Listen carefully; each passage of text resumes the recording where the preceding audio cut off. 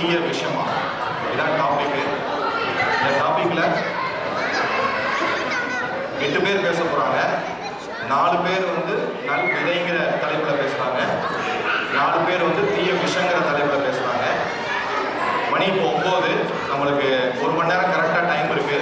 So அதனால எவ்வளோக்குள்ள சீக்கிரமாக ஆரம்பிக்க முடியுமோ அவ்வளோக்குள்ள சீக்கிரமாக ஆரம்பிக்கிறோம். ஸோ ஸ்பீக்கர்ஸோட இன்ட்ரடக்ஷன்லாம் கட் பண்ணிடுறோம். ஸோ ஸ்ட்ரைட்டாகவே நான் ஸ்பீக்கர்ஸை கூப்பிட்றேன். ஸ்பீக்கர்ஸ் எல்லாம் மேடைக்கு வாங்க. அதுக்கப்புறம் வந்து நடுவரை கூப்பிடுவோம். அதுக்கப்புறம் வந்து நடுவர் வந்து பட்டிமன்றத்தை ஏற்று நடத்துவார். முதலாவதாக நல் விதை, அதன் தலைவர் ஸ்ரீகாந்த் மாரிக்கண்.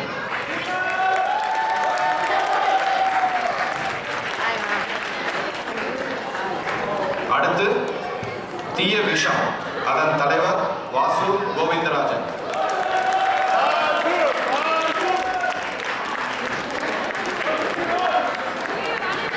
மற்ற பேச்சாளர்களை அழைக்கிறேன். அமராவதி சின்னக்கண்ணு, இவங்க பட்டிமன்ற கோஆர்டினேட்டர், இவங்க தான். சந்திரசேகர் மணிவாசகன், குகன் ராஜா,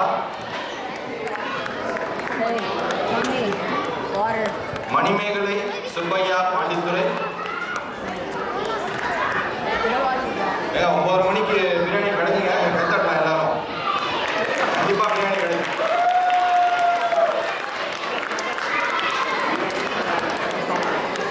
ரம்யா தேவி,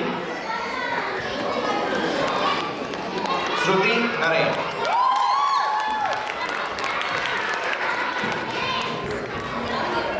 ஸோ அந்த பட்டிமன்றம் நாங்கள் ஃபஸ்ட்டு ஸ்டார்ட் பண்ணோன்னே ஃபஸ்ட்டு பேச்சாளர்கள் கிடைப்பாங்களான்னு ரொம்ப தயக்கத்தில் இருந்தோம். அது கிடச்சாச்சு. அதுக்கப்புறம் பேச்சாளர் கிடைச்சோன்னா அதுக்கு தகுந்தாப்புல ஒரு நடுவர் இருந்தால் தான் பட்டிமன்றம் வந்து சூடு பறக்கும். அதுக்காக நண்பர் திரு சோமு அவர்களை சிகாகோவில் அணுகினோம். அவர் இந்த டாப்பிக்கை கேட்டோன்னே உங்களுக்கு ஏற்ற ஒரே மனிதர் இவர் தான் அப்படின்னு சொல்லியிருக்காரு. அவர் அனந்த் சு அனந்தன். அவரை பற்றி ஒரு சின்ன இன்ட்ரடக்ஷன், அவர் ஒரு ஸ்டேஜுக்கு வருவார். தலைவர் குளோபல் வேல்யூஸ், கிரானைட் நினைவு சின்னம் மற்றும் கிரானைட் பொருட்கள் உற்பத்தி செய்யும் தொழிற்சாலையை தன் மனைவி திருமதி லட்சுமி அம்மையார் அவர்களோடு நடத்தி வருகிறார். ஆப்டெக் கம்ப்யூட்டிங் என்னும் மென்பொருள் நிறுவனத்தை இந்தியாவிலும் அமெரிக்காவிலும் நடத்தி வருகிறார். சிகாகோ அருகில் உள்ள பாலண்டைன் எனும் ஊரில் மனைவி தன் 2 மகள்களுடன் வசிக்கிறார்.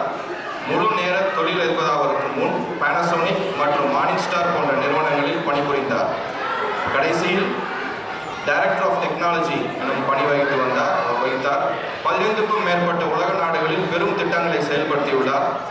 அமெரிக்காவில் கிரானைட் பொருட்கள் வர்த்தகம் செய்யும் தமிழர் நிறுவனங்கள் பல இருந்தாலும் நினைவு சின்னம் உற்பத்தி செய்யும் தொழிற்சாலை நடத்தும் முதல் தமிழர், இல்லை முதல் இந்தியர் இவர் மட்டுமே.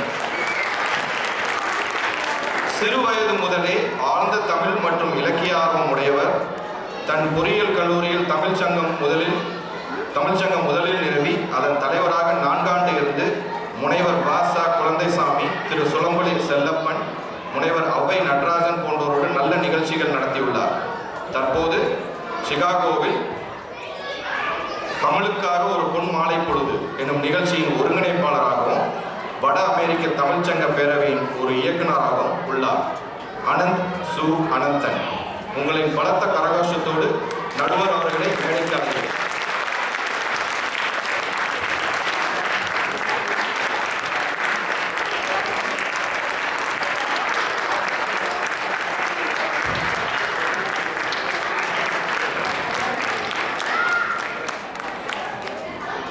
திருமதி உமா கைலாசம் அவர்களை நடுவருக்கு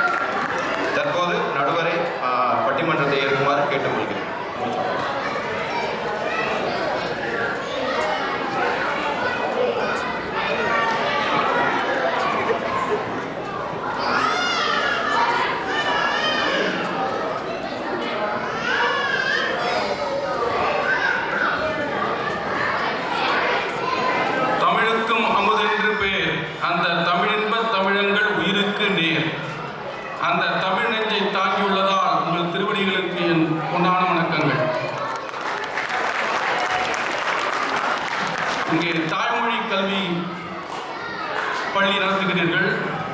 தாய்மொழியை பற்றி பேசுகின்ற பொழுது ஒரு ரஷ்ய கவிஞரின் கவிதை ஞாபகம் இருக்கிறது. அவன் எழுதினான் ஒரு கவிதையிலே, நான் செத்து கிடந்தேன், என் பக்கத்தில் இருவர் பேசிக்கொண்டு போனார்கள், உடனே நான் எழுந்து உட்கார்ந்தேன்.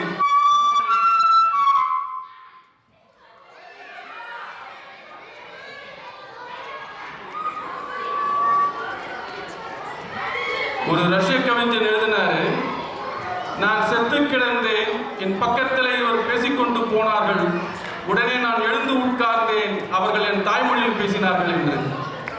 தாய்மொழி என்பது அவ்வளவு முக்கியம். அதனால தான் புலம்பெயர்ந்து வந்தாலும் நம் குழந்தைகளுக்கு இங்கே தாய்மொழி கல்வி கொடுக்க வேண்டும் என்று இவ்வளவு அழகாக ஒரு பள்ளியை தொடங்கி இந்த நல்ல விழாவை இங்கே நடத்தி கொண்டிருக்கிறீர்கள். இந்த சிறப்பான விழாவை ஏற்பாடு செய்த ஆசிரியர்களுக்கும், குறிப்பாக இந்த கல்லூரி முதல்வர் உமா கைலாசம் அவர்களுக்கும், துணை முதல்வர் ரத்னகுமார் அவர்களுக்கும் வணக்கம் சொல்லி, அவையில் இருக்கின்ற அனைத்து சான்றோர்களுக்கும் வணக்கம் சொல்லி என் உரையை துவங்குகிறேன். இந்த பட்டிமன்றம் என்பது தமிழர்களுக்கான ஒரு தனிச்சிறப்பான ஒரு இலக்கியம். இந்த பட்டிமன்றம் தமிழ்நாட்டில் மட்டும்தான் நடக்கிறது என்பது உங்களுக்கு எத்தனை பேருக்கு தெரியும் என்று எனக்கு தெரியாது. ஆந்திராவில் இதெல்லாம் எவ்வளோ முயற்சி பண்ணி பார்த்தாங்க, கர்நாடகாவில் முயற்சி பண்ணி பார்த்தாங்க, ஏன் ரொம்ப இன்டலெக்சுவலா பேசக்கூடிய கேரளாவில் கூட இந்த பட்டிமன்றத்தை நடத்த முயற்சி செய்தார்கள். அங்கெல்லாம் இங்கு அது வெற்றி பெறவில்லை, யாருமே அதை பார்ப்பது இல்லை. தமிழகத்தில் மட்டும்தான் இந்த பாரம்பரியம் தொடர்கிறது. இது எங்கிருந்து வந்ததுன்னா, நமக்கு தமிழர்களுக்கே ஒரு அறிவுசார் தளத்திலே விவாதம், இன்டலெக்சுவல் டிபேட், இது நம்முடைய சொத்து, பரம்பரை சொத்து. நம்ம இலக்கியத்திலே சொல்றாங்க, கடவுளே வந்து ஒரு விட்டு போட்டு பார்க்கிறார். அது உண்மையெல்லாம் உண்மை இல்லை. பெண்களுக்கு இயற்கையில கூந்தல்ல நறுமணம் இருக்குதா இல்லையான்னு ஒரு விட்டு போட்டு பார்க்கிறார். அதை ஒரு புலவன் எதிர்த்து வாதாடுகிறானா என்று விவாதத்திற்கு கடவுளே முக்கியத்துவம் கொடுத்த ஒரு சரித்திரம் நமக்கு இருக்கிறது. அதற்கு பிறகு நீங்க எல்லாம் கேட்டிருப்பீங்க, சமண சமயமும் பௌத்தமும் நிறைந்திருந்த இந்த நாட்டிலே மீண்டும் சைவமும் வைணவமும் தழைத்தோங்கியது என்று. அதுவும் எப்படி வந்ததுன்னா விவாதத்தினாலே தான் நடந்தது. ஆகவே இன்டலெக்சுவல் டிபேட், அறிவுசார் விவாதங்கள் நம்முடைய பாரம்பரியம், தமிழர்களுக்கே உரிய பாரம்பரியம். ஆனா இப்ப நிலைமை எப்படி போயிட்டு இருக்குதுன்னா, சின்ன திரையை பார்த்துட்டு அது ஒரு பிம்பம் தான். அது 15 நிமிஷம் பேசினாங்கன்னா அவங்க பேசின நகைச்சுவைகளே சுவையான விஷயங்களை மட்டும் எடுத்து போட்டு அவங்க போடுற அதை பார்த்துட்டு இதுக்கு வெறும் நகைச்சுவை தான் அப்படின்ற மாதிரி ஒரு போயிட்டு இருக்குது. ஆனால் அது அப்படி இல்லை. அப்படிலாம் வெறும் நகைச்சுவை மட்டும் பேசியிருந்தாங்கன்னா நமக்கு இந்த பாரம்பரியமே இருந்திருக்கு.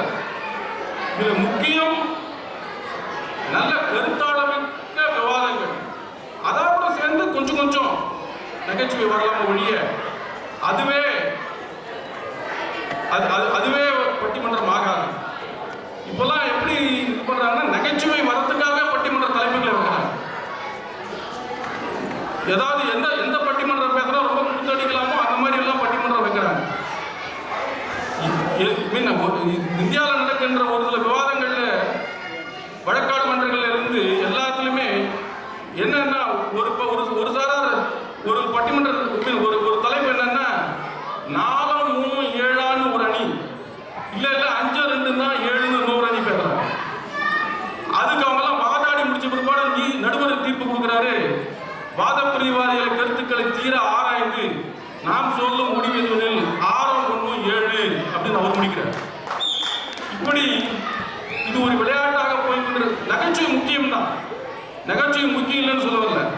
போன வாரம் 23 ஆண்டுகள் கழித்து காலேஜ் ரீயூனியன்ல எங்க கல்லூரி நண்பர்களை எல்லாம் சந்தித்தேன். 23 வருஷத்துக்கு முன்னாடி என்ன படிச்சவங்க. அப்போ அவன் சொன்னா,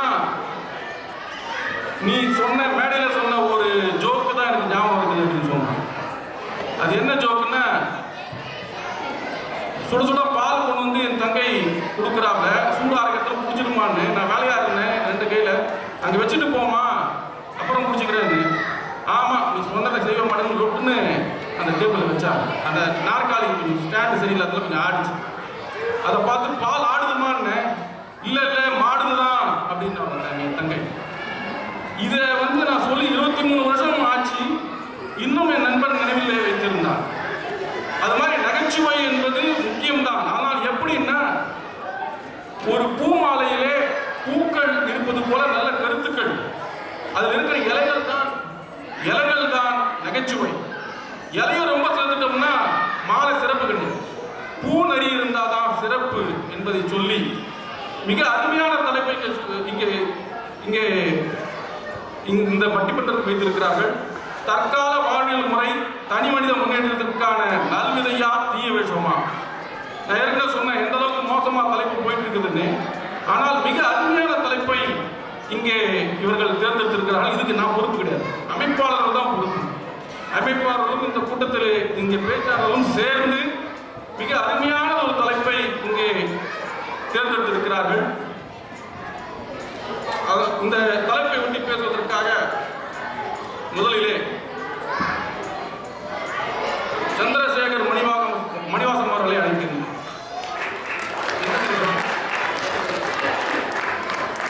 தீயவையே எனும் அணியிலே பேச வருகிறார்.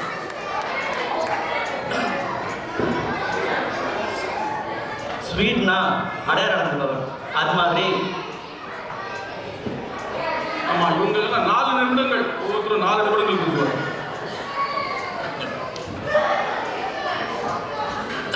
ஸ்வீட்னா அடையாளம் அது மாதிரி நம்ம விழாவை மேலும் ஸ்வீட்டாக்கிறதுக்கு வந்திருக்கோம் ஆனந்தன் ஐயா அவர்களுக்கும் மற்றும் அனைவருக்கும் எனது முதற்கண் வணக்கத்தை கூறிக்கொண்டு எனது உரையை துவங்குகிறேன்.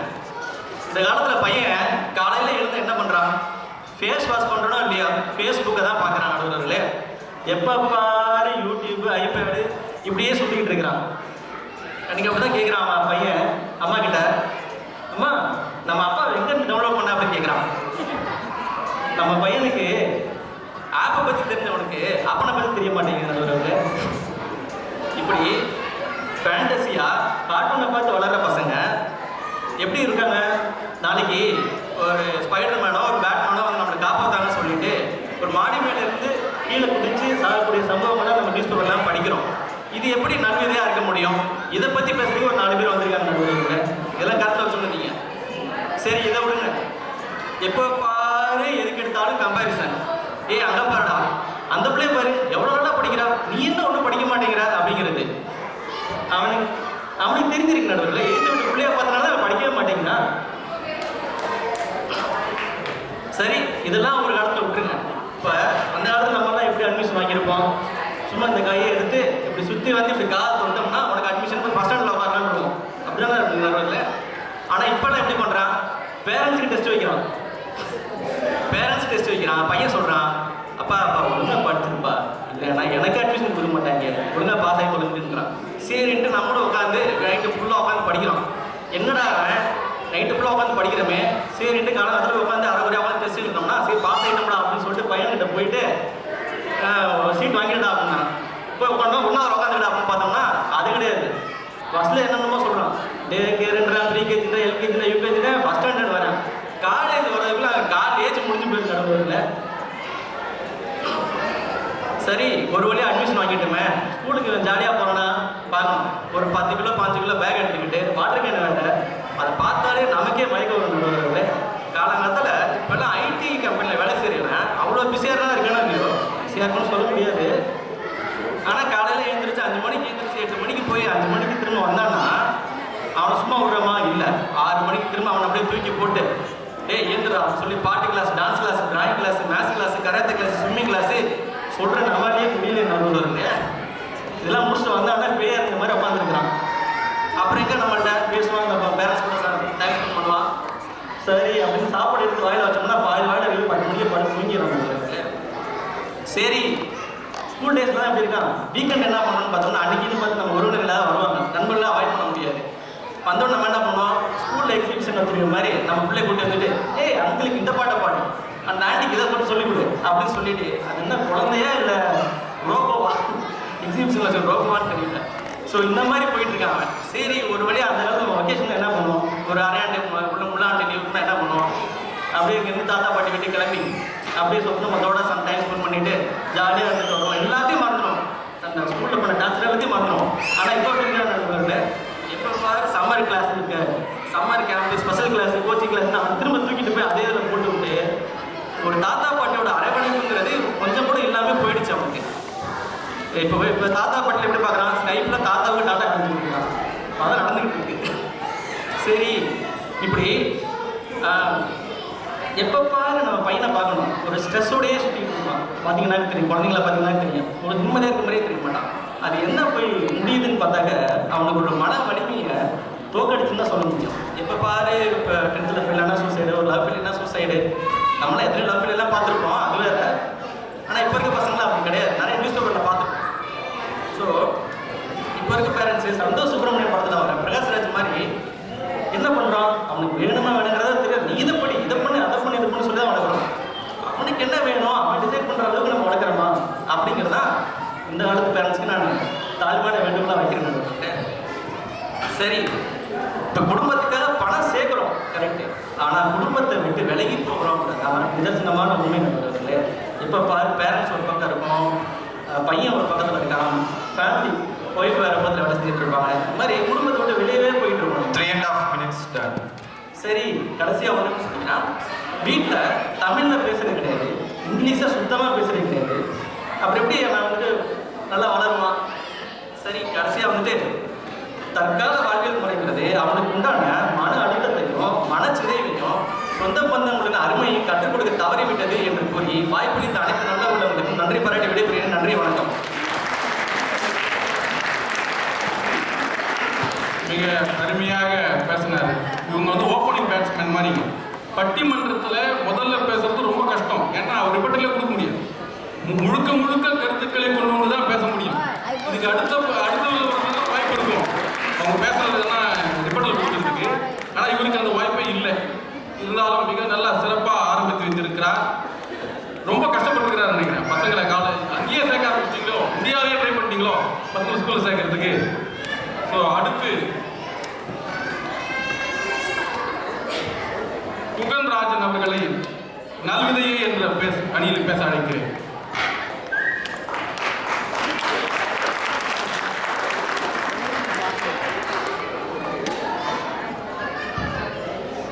தாய்க்கும் தந்தையருக்கும் என் முதல் வணக்கம். அவையில் வீட்டிற்கும் அனைவருக்கும் எனது மாலை வணக்கங்கள். நான் தற்கால வாழ்வியல் சூழல் தனி மனித முன்னேற்றத்திற்கு நல்விதையே அப்படின்ற அணியிலிருந்து பேச வந்திருக்கேன். ஒரு அறிவியல் நியதி என்னன்னா நடுவர் அவர்களே, நேற்றைய அறிவு இன்றைய அறியாமை. ஆனால் நம்ம எதிர்கட்சி நண்பர்கள் அந்த அறிவை வச்சுக்கிட்டு தான் தற்கால வாழ்வியல் சூழலை விமர்சனம் பண்ண வந்திருக்காங்க. அப்படி விமர்சனம் பண்ணுறது சரியும் கிடையாது, அப்படியே விமர்சனம் பண்ணாலும் அது சரியாகவும் இருக்காது. அப்புறம் சந்திரசேகர் பேசிட்டு போனாரு, அவர் ப்ரோமோவில் ஒன்று சொல்லியிருந்தாரு, நான் மூளையை கேட்டு வேலை செய்யறதில்ல, எப்பவுமே மனசை கேட்டு தான் வேலை செய்வேன்னு சொல்லிட்டு. ஆனால் அவர் பேசிட்டு போனதெல்லாம் பார்த்தா ஒரு மனசாட்சியே நம்ம பேசியிருக்காரு நடுவர் அவர்களே.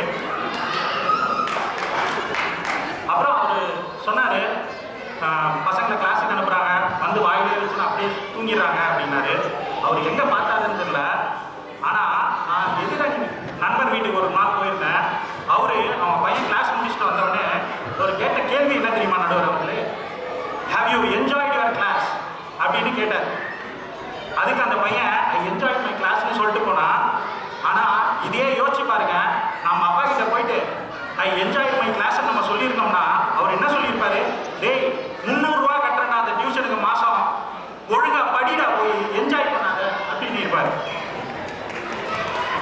காமெடி ஒரு பக்கம் இருக்கட்டும் நடுவர் அவர்களே, மகிழ்ச்சியில் வெற்றியா வெற்றியில் மகிழ்ச்சியான்னு கேட்டால் குழந்தைகளோட வெற்றியில தான் தன்னோட மகிழ்ச்சின்னு சொல்லிட்டு அவங்கள வெற்றிக்கு பின்னாடி துரத்துறது அந்த கால வாழ்வியல் சூழல்.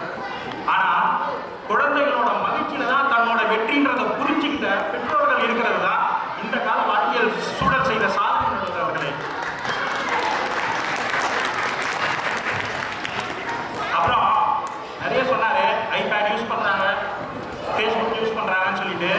ஐபேட்லயும் ஐபோன்லயும் அவங்க தெரிஞ்சுக்கக்கூடிய நிறைய விஷயம் இருக்கு, அவங்களுக்கு தெரிஞ்சுக்கணுன்ற ஆர்வமும் இருக்கு. அதனால தான் நடுவர்கள் அதை யூஸ் பண்றாங்க அவங்க. அது மட்டும் இல்லை, ஒன்று சொல்லிக்க விரும்புகிறேன். கலிஃபோர்னியாவில் ஒரு 7 வயசு பையன் தன்னோட அம்மாவுக்கு இதய பிடிப்பு வரும்போது 911 கால் பண்ணி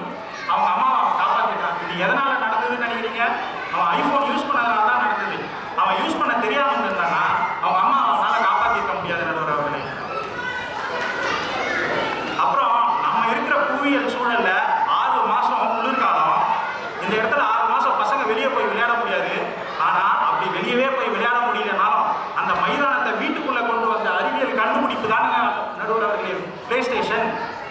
அதை எப்படி நம்ம குறை சொல்ல முடியும்? அது மட்டும் இல்லை, 2014 ஜப்பானில் நடந்த ஒரு ஆய்வில் ஒரு நாளைக்கு 1 மணி நேரம் வீடியோ கேம் விளையாடுற ஒரு பையனோட சிந்தனை திறன் வீடியோ கேமே விளையாடாத ஒரு பையனோட சிந்தனை திறனை விட அதிகமாக இருக்குன்னு கண்டுபிடிச்சிருக்காங்க நடுவர் அவர்களே. அப்புறம் ஒரு முக்கியமான விஷயம் சொல்லணும், குழந்தைகளுக்கு எதிரான வன்முறை இந்த கால வாழ்வியல் சூழலில் தான் நடுவர் அவர்களே அதிகமாக கம்மியாயிடுச்சு. எப்படின்னு கேட்குறீங்களா? நாம படிக்கும்போது ஸ்கூலுக்கு போயிட்டு ஹோம்ஒர்க் எழுதுறேன்னா டீச்சருக்கு அடி, மார்க் வாங்குறேன்னா அப்பாக்கு அடி, அதெல்லாம் கூட விட்டுருங்க. வருஷத்துக்கு ஒரு நாள் பேரண்ட்ஸ் டீச்சர் மீட்டிங் ஒன்று வைப்பாங்க. அது என்னன்னா நம்மளை பற்றி குறை சொல்கிறேன். நான் குறையா சொல்லி தள்ளிடுவாங்க. வீட்டுக்கு வந்த உடனே அங்கிருந்து கிளம்பின உடனே ஸ்கூலை விட்டு வீட்டுக்கு வந்து சாப்பிட்டு படுக்கிற வரைக்கும் நம்ம திட்டு நடுவர் அவர்களே. ஆனால் இந்த கால வாழ்க்கை சூழலில் பையனை திட்டக்கூடாது, அடிக்கக்கூடாதுன்னு புரிஞ்சுக்கிற பெற்றோர்கள் இருக்காங்க. ஸ்கூலில் அடிக்கக்கூடாதுன்றது நம்ம ஊரில் சட்டமாக அனுபவம் பேசுதோ டைம் இந்த ஊரில் சட்டமாக இருக்கு. நம்ம ஊரில் சட்டமாக இருக்கு. இந்த ஊரில் அதை புரிஞ்சுக்கிறவங்க தான் வாத்தியாராக வந்திருக்காங்க. அப்புறம் சுயம் இந்த காலத்தில் பார்க்குற பசங்களோட சுயம் அதிகமாக வளர்ந்துருக்கு. அவங்க என்ன படிக்கணும்னு அவங்க தான் யோசிக்கிறாங்க, அதை தான் அவங்க படிக்கிறாங்க. நம்ம படிக்கும்போது யாரோ சொன்னதையோ நமக்கு கிடைச்சதையோ படித்தோம். இப்போ இருக்கிற குழந்தைங்க தான் அவங்களுக்கு பிடிச்சதை படிக்கிறாங்க நடுவர் அவர்களே. அப்புறம் அவங்களுக்கு சுயமரியாதைனா என்ன, மரியாதைனா என்ன நல்லா தெரிஞ்சிருக்கு. மாட்சியில் பெரியோரை வியத்தலும் இளமே, சிறியோரை இழந்தல் அதனினும் இளமைன்ற புறநானூறு கூட்டுப்படி வாழ்றா. அவனுக்கு யாருக்கு என்ன மரியாதை தரணும்னு தெரியும், அவனுக்கு அவங்ககிட்ட இருந்து என்ன மரியாதை கிடைக்கணும்னு தெரியும். இந்த சுயமரியாதைன்னா ஒரு தனி மனித முன்னேற்றத்துக்கு ரொம்ப முக்கியமான விஷயம். இப்படி வளர்கிற பையன் தான் முன்னேற்றத்துக்கு மட்டும் இல்லை, இந்த சமுதாய முன்னேற்றத்துக்கு நல் விதையாக தான் இருப்பான் அப்படின்னு சொல்லி என் உரையை முடிக்கிறேன். வாய்ப்பளித்த அனைவருக்கும் நன்றி, வணக்கம்.